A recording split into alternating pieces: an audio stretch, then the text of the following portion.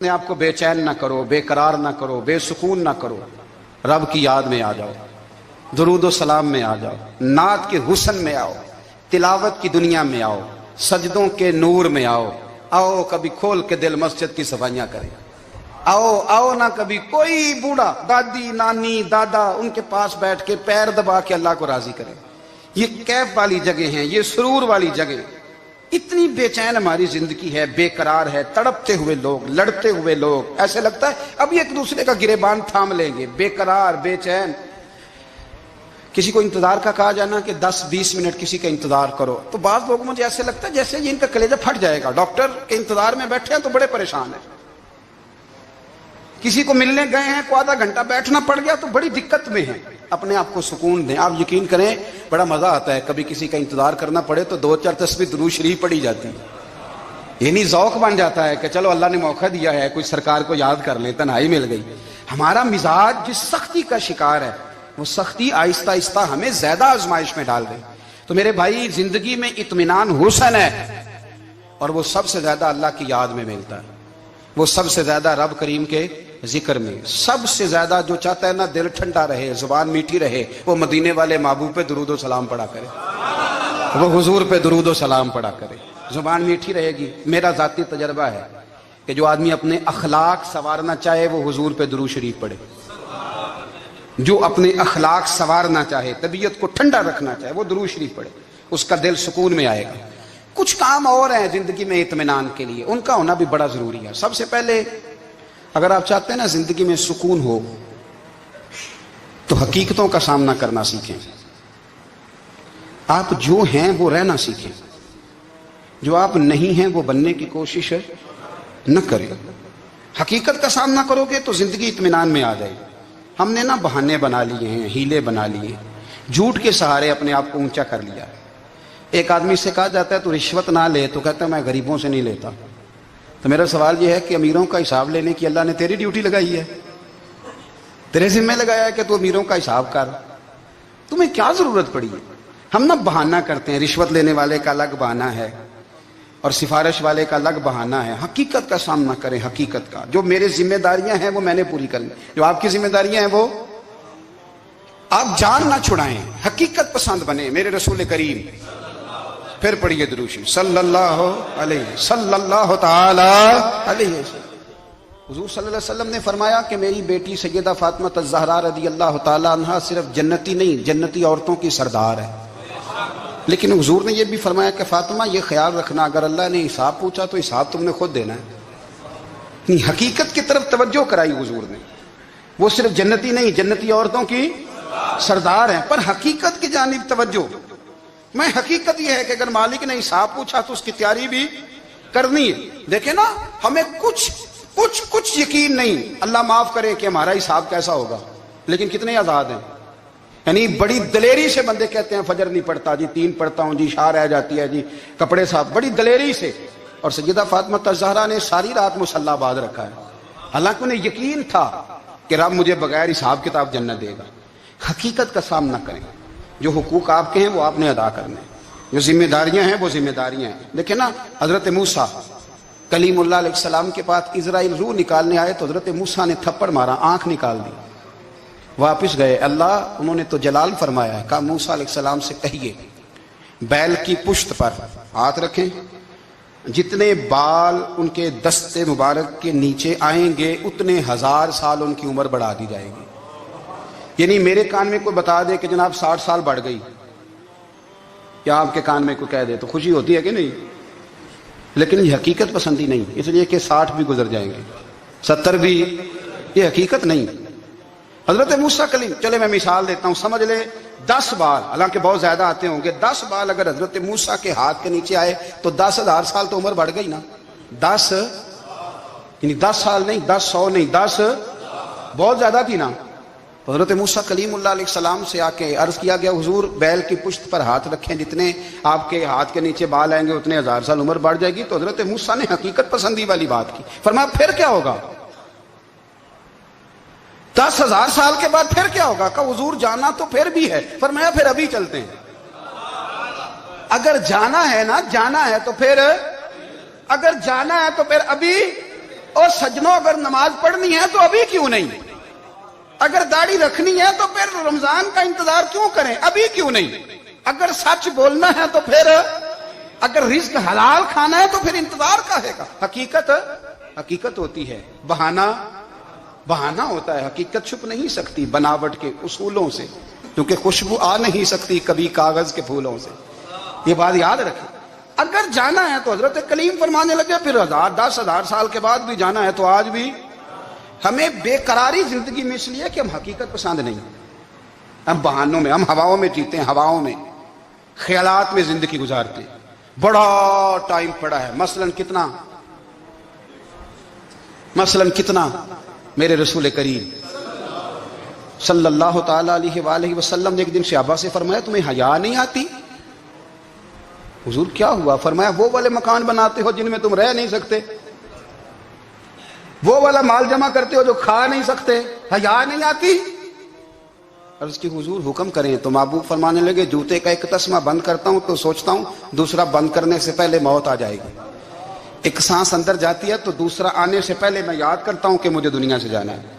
تمہیں حیا نہیں آتی؟ وہ مکان بناتے ہو جن میں رہ ہی نہیں سکتے، وہ مال جمع کرتے ہو جو کھا، حقیقت پسند نہیں بھائی ہم۔ بہت سارے لوگ یہاں بڑی باتیں سناتے ہیں، بڑی، میں کہتا ہوں اصل میں نا زیادہ باتیں سنا کے نا بیچارہ اپنے آپ کو مطمئن کرنا چاہتا ہے، اصل بات یہ ہے کہ اندر سے نا ہلا ہوا ہے، کچھ بھی نہیں، بڑا زیادہ ہنستا ہے اور مجھے لگتا ہے کہ کوئی گہرا زخم چھپا رہا، اس لیے ملمہ سازی۔ حقیقت پسند بنو، حقیقت پسند۔ یاد رکھنا من ترک صلاۃ متعمدا فقد کفر، میرے رسول نے حقیقت بیان کی، فرمایا جس نے ایک نماز بھی جان بوجھ کے چھوڑی اس نے رب کے رب ہونے کا انکار کیا، اس نے کفران نعمت کیا۔ یہ حقیقت ہے، کوئی کلیریفیکیشن نہیں، کوئی وضاحت نہیں۔ جو نماز نہیں پڑھتا جھوٹ بولتا ہے، غلط بیانی کرتا ہے۔ جو شخص رزق حرام کما کے کہتا ہے کہ اس کے بغیر گزارا نہیں چلتا، وہ جھوٹ بولتا ہے، اس لیے کہ رب فرماتا ہے جب تجھے پیدا کیا ہے تو تیرا رزق میرے ذمہ ہے۔ اللہ فرماتا ہے کہ لا یکلف اللہ نفسا الا وسعها، میں کسی پر وہ بوجھ نہیں ڈالتا جو اٹھا نہ سکے۔ نماز فرض کیا اس کا مطلب ہے ہم پڑھنے کے قابل ہیں، اس نے ہمارے ذمہ داریاں لگائی ہیں تو مطلب یہ ہے کہ ہم ذمہ داریاں ادا کرنے کے قابل ہیں، ورنہ وہ کہتا ہے میں وہ بوجھ ڈالتا ہی نہیں جو تجھ سے اٹھایا نہ جائے۔ اگر چاہتے ہو کہ زندگی میں اطمینان ملے تو خدا را حقیقت پسند والی زندگی گزارو۔ یہ فضاؤں میں زندہ رہنا، ہواؤں میں، اللہ بڑا معاف کرنے والا ہے، اللہ بڑا کریم ہے، معاف کر دے گا، تو بھئی یہ بات صحابہ کو بھی پتا تھی، یہ اہل بیت کو بھی خبر تھی، تو وہ تو ایک ایک بات کا لحاظ کرتے تھے۔ یہ غوث اعظم کو بھی پتا تھی، یہ ان کے والد کو بھی پتا تھی، جنہوں نے کسی کا ایک سیب کھا لیا تھا تو 12 سال اس کے گھر میں نوکری کرتے رہے، انہیں نہیں پتا تھا اللہ بڑا کریم ہے، معاف کر دے گا، ایک سیب ہی ہے نا۔ تو حقیقت پسندی آپ کو سکون دے گی، اور اگر آپ نے اپنے آپ کو غیر مطمئن کیا ہوا ہے، بات کچھ اور ہے، اور آپ نے اپنے آپ کو ڈال کسی اور طرف لیا ہے، تو پھر آپ کو سکون مل سکتا؟ سکون حقیقت پسندی میں، اصل میں سکون ہوتا ہے، اداکاری میں سکون نہیں ہوتا۔ تیسری بات سنیں، اگر آپ چاہتے ہیں زندگی میں مطمئن رہیں تو دنیا داروں سے امیدیں توڑ دیں، اللہ اور اس کے رسول سے امید وابستہ کریں، اولیاء اللہ سے امیدیں وابستہ کریں، صحابہ اور اہل بیت سے امیدیں، اللہ اور اللہ والوں سے امیدیں، دنیا داروں سے امیدیں۔ آپ کو پتہ ہے دنیا دار کی تباہی کب ہوتی ہے؟ جب انہیں خوشامدی مل جاتی ہے۔ چودھری کا بیڑا اس وقت غرق ہوتا ہے جب اسے چودھری کہنے والے زیادہ ہو جاتے ہیں۔ سیٹھ صاحب اور نواب صاحب بیچارے تباہ تب ہوتے ہیں بھولے پن میں، جب ان کے دائیں بائیں ریلا ہوتا ہے سیٹھ صاحب کہنے کا، لوگ انہیں کھانا چاہتے ہیں، پیار ان کا نہیں ہوتا، ان کی جیب کا ہوتا ہے، محبت ان سے نہیں ہوتی، ان کی کرسی سے ہوتی ہے، ضروریات کا پیار ہوتا ہے، تباہ کر دیا جاتا ہے۔ ہماری ساری توقعات دنیا داروں سے وابستہ ہو گئی ہیں، ناراض نہ ہونا۔ پیروں نے، مولویوں نے، درویشوں نے، انہوں نے بھی سیٹ رکھے ہوئے جلسوں کی صدارت کرانے کے لیے، یعنی مذہبی جلسہ ہے، اس میں بہت زبردست پڑھے لکھے صاحب تقوی عالم کا خطاب ہے، اور کی صدارت وہ بندہ کر رہا ہے جس نے عشاء کی نماز بھی نہیں پڑھی، وہ بندہ صدارت کر رہا ہے، کیوں؟ اس لیے کہ اس نے لاکھ روپیہ دیا محفل میں۔ خدا را دنیا داروں سے امیدیں چھوڑ دیں، ورنہ آپ کمزور پڑ جائیں گے، آپ کی امیدیں ٹوٹیں گی۔ کتنا کمزور ہے وہ شخص جو 2-4 ہزار کے لیے کسی بندے کی چاپلوسی کرتا ہے، اس کے پیچھے بھاگتا ہے، خوش آمدیں کرتا ہے، تھوڑے سے نوٹوں کے لیے، दुख सुख में काम आएगा इस काम के लिए। मेरे रसूल करीम अलैहिस्सलाम ने फरमाया, जिसने बंदों को राजी करते करते रब को नाराज कर दिया, उसकी दुनिया भी गई और आखिरत भी गई। और फरमाया, जिसने बंदों की परवाह नहीं की, अल्लाह को राजी किया, फरमाया अगर रब राजी हो गया तो लोगों के दिलों में भी मोहब्बत पैदा फरमा देगा। क्या जरूरत है खुशामद करना दुनियादारों की, सेठों की, नवाबों की, चापलू। और मैं आपको एक बात बताऊं, होता पता क्या है, ये जो हुब्बे जा और हुब्बे बा होती है ना, इससे पेट नहीं भरता। आपको अगर खुशामद करनी है तो फिर आपको सारी जिंदगी करनी है। फिर उनको भी पता होता है कि ताल्लुक किस बुनियाद पर है। इसमें कभी भी खुलूस पैदा नहीं होता। आप बेचैन रहते हैं, बेकरार रहते हैं, आपको तकलीफ रहती है हमेशा। कभी भी दुनियादारों से उम्मीदें वाबस्ता ना करें। एक बात सुने बड़ी शानदार, इमाम गजाली ने लिखी है।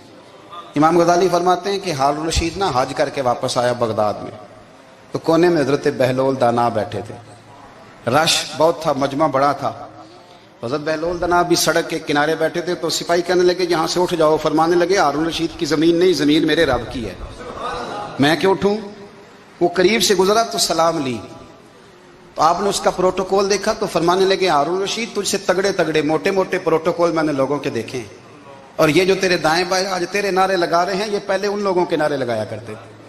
और थोड़ा वक्त गुजरने दे, जो तेरे बाद आएगा ना, ये सारे फिर उनके नारे भी लगाएंगे। तू झूठ की दुनिया में जिंदा है, इनसे तूने उम्मीदें वाबस्ता की हैं, ये कल उसके नारे लगाएंगे।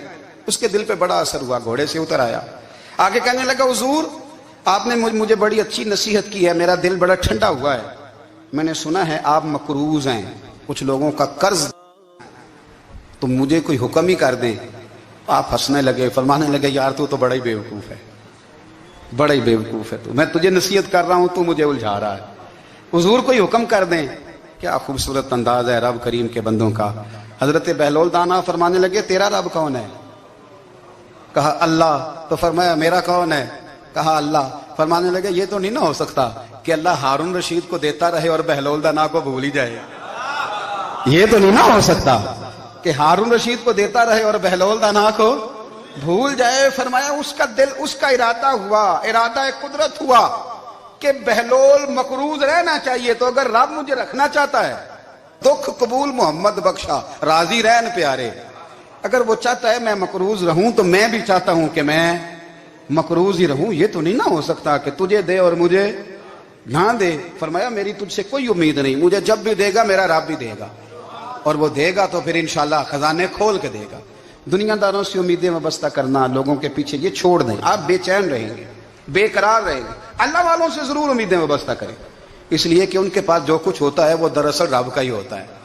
लेकिन सेठों से, नवाबों से, सियासतदानों से बाज आ जाए, हमारी बड़ी उम्मीदें वाबस्ता हैं। मैं अक्सर कहता हूं, जितने फेरे नौकरी के लिए दुनियादार के दरवाजे पे लगाए हैं ना, इससे कम दफा मस्जिद में नफल पड़े होते तो रब उतनी बड़ी मेहरबानी फरमा देता।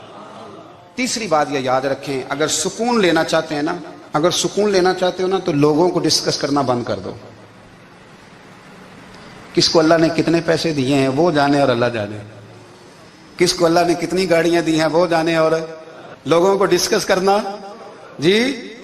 यानी मैं एक जगह बैठा था, तो एक साहब गाड़ी वाला गुजरा, गाड़ी में बैठ के, उसका पड़ोसी था, कहता मुंह है कार वाला। मैं क्या ਉਹਦਾ ਤੇ ਹੈ ਤਾਂ ਹੀ ਬੈਠਾ ਹੈ। ਤੇ ਹੁਣ ਮੈਂ ਕਿਹਾ ਸਮਝਾਣਾ ਸੀ ਨਾ ਉਹਨੂੰ, ਮੈਂ ਕਿਹਾ ਤੂੰ ਤੇ ਮੈਂ ਹਿਸਾਬ ਲਾਈਏ ਵੀ ਸਾਡੇ ਕੋਲ ਕੋਈ ਨਹੀਂ, ਉਹਦਾ ਤੇ ਹੈ। लेकिन ना अल्लाह ने उसे दी है ना, तो अल्लाह ने चाहा ना वो कार में बैठे, तो इसने फटे पे बैठ के ये तबसरा किया कि मुंह है कार वाला। मैं क्या भी वो दाते है ता कार है। अब मुझे तुझे अंदाजा लगाना चाहिए कि हम क्या ये बहस है। यदि अल्लाह को चाहिए था माज अल्लाह के पहले तुमसे पूछता कि इसे कार देनी है कि नहीं। क्या मतलब फसूल बहस है। वो चीज हमें इतना तंग करती है, इतनी तकलीफ देती है कि आप यकीन करें सारा दिन उसी को डिस्कस करते हैं, सारा दिन। उसके पास गाड़ी है, उसके पास कार है, फलाने का पैसा 1 नंबर है, फलाने का 2 नंबर है, फलाने का 6 नंबर है। असल बात के अंदर हसद है, इसको निकालो। एक बात कहने लगा हूं, इसे याद रखना। मेरे आला हज़रत रहमतुल्लाह अलैह फरमाया करते, हसद करने वाला बंदों पर एतराज नहीं करता, अल्लाह पर एतराज करता है। वो कहता है अल्लाह उसे क्यों दिया है, इतना क्यों दिया है, माज़अल्लाह वो अल्लाह की तकसीम पर एतराज करता है। हसद करते हो बेचैन रहोगे, हसद आपके दिल को तड़पा के रख देगा। छोड़े, अल्लाह बड़ा करीम है, जिसको जहां चाहता है वहां बिठा देता है। آپ قطعاً اس بحث میں نہ پڑے کہ اللہ نے کس کو کتنا دیا ہے، کب دیا ہے، کیوں دیا ہے، وہ بڑا بے نیاز ہے۔ حسد آپ کو تباہ کرے گا۔ دنیا میں پہلا گناہ جو ہوا تھا وہ حسد تھا۔ ابلیس نے حضرت آدم سے حسد کیا، کہنے لگا میں بہتر ہوں، سرداری اس کو مل رہی ہے، یہ تو اللہ کو پتہ ہے نا کس کو دینی ہے۔ اور دنیا میں پہلا قتل حسد کی وجہ سے ہوا۔ حابیل قابیل کے درمیان حسد کا معاملہ تھا، خاتون کا نکاح اس سے کیوں ہو رہا ہے، مجھ سے ہونا چاہیے۔ حسد تباہی کرتا۔ آپ یقین کریں، یعنی دکاندار کے سامنے دوسری دکان پڑتی ہے اور پریشان ہو جاتا ہے، وہ کہتا ہے میرا کیا بنے گا، لا حول ولا قوت الا باللہ العلی العظیم، یعنی تیرا کیا خیال ہے کہ تیرے حصے کی روٹی وہ کھا جائے گا، اتنا چھوٹا دل، یعنی تیرا موقف یہ ہے کہ تیرے حصے کا نصیب اس تک چلا جائے گا، یہ تیری خواہش ہے۔ ایک دوسرے کی کمزوریاں بیان کرنا، اس کا تو مال ہی ناقص ہے جی، اس کے تو پاس ہی کچھ نہیں، یہ تو کمزور لوگوں کا طریقہ ہے۔ میرے رسول کریم علیہ الصلوۃ والسلام گزر رہے تھے، پت جھڑ کا موسم تھا، خزاں کا موسم تھا، درختوں کے پتے جھڑ رہے تھے، صحابہ کو ساتھ لے کے حضور گزرے اور ایک درخت کی ٹہنی کو پکڑ کے حضور نے ہلایا۔ صحابہ فرماتے ہیں کہ چھم چھم اس کے پتے گرے، زمین پر ڈھیر لگ گیا۔ حضور نے فرمایا دیکھا تم نے کیا ہوا؟ حضور ہاں۔ فرمایا کتنی تیزی سے پتے جھڑے ہیں، صرف تنا رہ گیا ہے اور خالی ٹہنیاں رہ گئی ہیں، کوئی حسن بچا ہے؟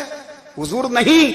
تو نبی کریم فرمانے لگے جو حسد کرتا ہے نا اس کی نیکیاں بھی اسی طرح جھڑ جاتی ہیں، اسی طرح۔ اور ایک جگہ حضور فرمانے لگے جس طرح راکھ لکڑی کو آگ کھا جاتی ہے، جس طرح لکڑی کو آگ، جب آگ کھا جائے تو پھر لکڑی کو لکڑی نہیں کہا جاتا، راکھ کہا جاتا ہے، کوئلہ کہا جاتا ہے، اس کی اصل باقی یعنی اسے کھائی جاتی ہے۔ تو حضور علیہ الصلوۃ والسلام فرمانے لگے جس طرح آگ لکڑی کو کھا جاتی ہے، فرمایا اسی طرح حسد نیکیوں کو کھا جاتا ہے، نیکیاں رہتی نہیں۔ حسد کرنے والے کے پاس نیکیاں یعنی ان کی اصل شکل موجود، کبھی بھی حسد نہیں کریں۔ اللہ کی تقسیم ہے، جس کو چاہے جب چاہے جتنا چاہے عطا کرے۔ اور چوتھی بات میرے بھائی، کبھی بھی بغض نہ پیدا کریں۔ بغض والے لوگ بے سکون رہتے ہیں۔ بہت ساری کمزوریاں ہمارے اندر ہوتی ہیں نا، پھر اللہ ہماری روزی تو نہیں نہ بند فرماتا، یہ تو نہیں کہتا کہ زمین سے نکل جاؤ۔ اگر یہی والا معاملہ ہو جو ہمارا ہے کہ شادی پہ اس نے میرے ساتھ برا سلوک کیا تھا، ساری زندگی بغض رکھنا ہے۔ اگر یہی معاملہ فرشتے اللہ کی بارگاہ میں کہیں کہ یا اللہ اس نے فلانے دن شراب پی تھی، اب اس کو زمین میں نہیں رہنے دینا، نظام زندگی چلے گا؟ تو اگر اللہ ہمیں معاف کرتا ہے تو ہم بندوں کو معاف کیوں نہیں کرتے؟ آپ یقین کریں اتنی لمبی عداوتیں، اتنا لمبا حسد، اتنا لمبا بغض، اتنا لمبا۔ حدیث میں نے پڑھی، میں حیران رہ گیا۔ میرے نبی کریم علیہ الصلوۃ والسلام نے فرمایا اپنی بیوی سے کبھی بغض نہ رکھنا، اگر اس کی ایک بات ناپسند ہو تو اسے چھوڑ کے وہ بات دیکھو جو تمہیں پسند ہے۔ میں اس حدیث کو پڑھ کے سوچنے لگا کہ کیا بیوی کا بھی بغض رکھتے ہیں لوگ؟ اب حضور نے کہا ہے تو اس کا مطلب ہے لوگ بیوی کا بغض بھی رکھتے ہیں۔ اب اس پر استدلال کر کے مجھے کہنا پڑے گا کہ سسرال والوں کا بغض بھی رکھتے ہیں، کہنا پڑے گا کہ بھائی کے سسرال والوں سے بھی بغض رکھتے۔ اس حدیث کی روشنی میں سمجھا کہ لوگ بھابھی کا بغض بھی بغض رکھتے ہیں، بغض، ورنہ عادتیں تو ہماری بھی کئی بری ہوتی ہیں۔ اگر عادات ایک وجہ بنے اختلاف کی تو عادتیں تو ہماری بھی کئی بری ہیں، لیکن ہم اپنی بری عادتوں سمیت اپنے آپ سے پیار کرتے ہیں، اور سامنے والے کی ایک بھی عادت بری ہو تو اس سے بغض رکھتے ہیں۔ بغض نہ پیدا کریں۔ میرے نبی پاک علیہ الصلوۃ والسلام نے فرمایا کچھ چیزیں تمہارے دین کو مونڈ ڈالیں گی، تباہ کر دیں گی، کاٹ دیں گی۔ حضور کون سی؟ فرمایا حسد، تکبر اور بغض، یہ تمہارے دین کو تباہ کر دیں۔ ہم بے چین اس لیے ہیں کہ ہم نے بہت سارے لوگوں کا بغض پالا ہوا ہے، اور ہر فیلڈ میں سیاستدان نے سیاستدان کا، ذاتیات پر اتر کے بات کرتے ہیں، معزز ترین لوگ، تاجر نے تاجر کا، الا ماشاءاللہ بعض جگہ پہ اہل علم بھی ایک دوسرے سے عداوت رکھتے ہیں۔ خدا را دل رب کریم کے آنے کا ٹھکانہ ہے، یہ صاف ہوگا تو اس میں رب رسول کے جلوے ہوں گے، اور اگر اس میں عداوت ہو، اس میں بغض ہو، اس میں کینہ ہو، نفاق ہو، سنیں میرے رسول کریم حضرت ابوبکر صدیق رضی اللہ تعالیٰ عنہ کہتے ہیں میں رو ہی پڑا۔ مکہ فتح ہوا نا تو اکرمہ بن ابو جہل نے پیغام بھیجا کہ میں نا کلمہ پڑھنے کے لیے آ رہا ہوں۔ بات لمبی ہے، میں موضوع پہ رہنا چاہتا ہوں۔ کہتے ہیں جب وہ آنے لگا نا تو نبی پاک نے ہم سب کو بلایا، ہم حاضر خدمت ہوئے تو حضور فرمانے لگے کہ اس کے باپ نے نا بڑا ظلم کیا ہے ہمارے ساتھ، ابو جال نے بڑا ستایا ہے, بڑی تکلیف دی ہے. آپ مجھے بتلائیں کہ وہ ایک دفعہ کسی شادی پہ بحث ہوتی ہے بیوی کے بھائی کے ساتھ, پھر ساری زندگی اس بیچارے کو معافی, وہ 10 دفعہ گھر آتا ہے معافی مانگنے پر سوال ہی نہیں پیدا ہوتا, میں ہو مجھے ہی کہہ دیا, یعنی پھر میں مجھے ہی کہہ دیا آپ نے, اور میری شان میں بے ادبی, اور پھر میں معاف کر دوں, توبہ توبہ توبہ, یہ کیسے ہو سکتا ہے, میری ناک نیچی ہو جائے گی, اور آپ نے مجھے کہہ دیا, سوال ہی نہیں پیدا ہوتا. اور یہ رونا میں اکثر ہوتا ہوں کہ شادی والے دن داماد صاحب کا زیادہ دماغ خراب ہوتا ہے. جب چھوٹی سالی کی شادی ہوتی ہے نا, اس دن اس کو بخار چڑھتا ہے, کوئی اس کو کان میں کہتا ہے تیری عزت نہیں کر دے, اس دن اس کا دماغ خراب ہو جاتا ہے, بچے اٹھا کے نکل آتا ہے, وہ بیچارہ سسر منتیں کر رہا ہوتا ہے کہ تیری مہربانی آ جا, یہ عزت کرا رہا ہے. تو میں نے کہا احتجاج کر کے جو عزت کرائی جاتی ہے وہ عزت نہیں ہوتی. ہاں یہاں مانگ کے عزت لیتے ہیں لوگ, یا احتجاج کی کوئی عزت ہے؟ آپ کے اندر کمالات اتنے ہوں کہ آپ کی عزت کرنے کو دل چاہے, یعنی مزہ آئے, یعنی لطف آئے, یعنی آپ دور بیٹھے ہوں تو کسی کا دل کرے آپ کو اسٹیج پہ بلانے کے لیے. یہ کیا بات ہوئی کہ چھائے جانا اور بھاگ کے آگے جانا, ان سے نکلیں. اکرمہ بن ابو جال کلمہ پڑھنے کے ارادے سے آ رہے ہیں, حضور علیہ السلام نے صحابہ کو بلایا. کتنی زیادہ دعوت رکھی جا سکتی تھی معاذ اللہ, کب سے وہ چلا تھا ظلم کرنے, اور اس کے بعد اس کا بیٹا شروع ہو گیا. کتنی باتیں تھیں جو ناقابل معافی تھیں, پر کریم رسول نے ہمیں بتلایا ہے کہ سکون والی زندگی کہتے کس کو ہے. جب سب لوگ جمع ہو گئے تو حضور نے فرمایا بھائی وہ کلمہ پڑھنے آ رہا ہے, اس کے باپ نے ظلم بڑے کیے ہیں, پر میری نصیحت یہ ہے کہ اس کے سامنے اس کے باپ کو کوئی برا نہ کہے, خبردار کوئی اس کے سامنے کوئی بات نہ کرے. اب وہ کلمہ پڑھنے آ رہا ہے, مطیع ہو کے آ رہا ہے, بان کے آ رہا ہے. کہتے ہیں اللہ کے رسول نے نا کافی دیر تک خطبہ دیا, بریفنگ دی, بات سمجھائی. جناب صدیق اکبر کہتے ہیں میں رو پڑا. ایک صحابی مجھے کہنے لگے تمہیں کیا ہوا؟ تو میں نے کہا میں مصطفیٰ کی رحمت پہ رو رہا ہوں. دیکھو کن کے لیے حضور گراؤنڈ بنا رہے ہیں, دیکھو کن کے لیے حضور تیاری کر رہے ہیں, جنہوں نے ساری زندگی دشمنی کی. خدا را یہ اندر سے عداوتیں نکال پھینکو.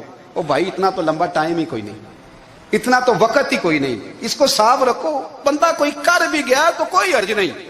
چنگی مندی سجنا کولوں 100 واری ہو جاندی, یار یاراں دا گلا نہیں کر دے. اصل پریت یار یاراں دا جڑا گلا کردا جے یار نہیں جی ہوندا. ہاں پکی بات, پکی پیڑی.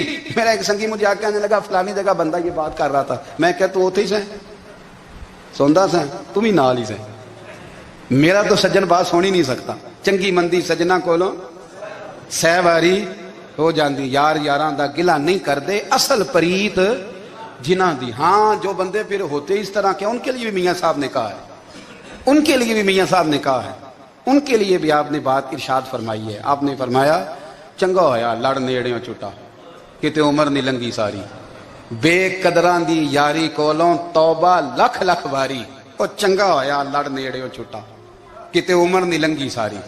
جو اس طرح کا تھا نا شکوے کرنے والا, بغض رکھنے والا. فرمایا بے قدراں دی یاری کولوں توبہ, یعنی لاکھ تے لاکھ کنے ہو گئے, یعنی 2 لاکھ واری توبہ کی تھی انہوں نے, گنی نہیں جا سکتی جتنی میاں صاحب نے توبہ کر دی. بے قدرے دوست, بے قدراں دی یاری کولوں توبہ لکھ لکھ واری. چنگا ہویا لڑ نیڑیوں چھٹا, کتے عمر نہیں لنگی ساری. تو مہربانی کریں, ایک تو اگر آپ مطمئن رہنا چاہتے ہیں تو کبھی کبھی نا مست ہو کے ذکر الہی کریں. مست ہو, وہ والا ذکر نہیں جس میں آپ موبائل بھی دیکھ رہے ہیں اور کہانیاں بھی. میرے سامنے کو بندہ جمعے والے دن یا تقریر کے درمیان تسبیح لے کے بیٹھ جائے تو میں اس سے پوچھتا ہوں تو 2 کام ایک ٹائم جی پہ کرنا ہے. میری بھی بات سن رہے ہو, تسبیح پڑھی تو ممکن ہی نہیں. تسبیح تو تسبیح ہے, جب وہ ہوگی تو پھر کوئی اور کام سوال ہی نہیں پیدا ہو. ایک تو ذکر کریں محو ہو, دوسری بات حقیقت کا سامنا کریں. آپ اگر مطمئن رہنا چاہتے ہیں تو حقیقت پسند بنیں. تیسری بات حسد چھوڑ دیں, دوسروں کو ڈسکس کرنا چھوڑ دیں. آپ یہ دیکھیں کہ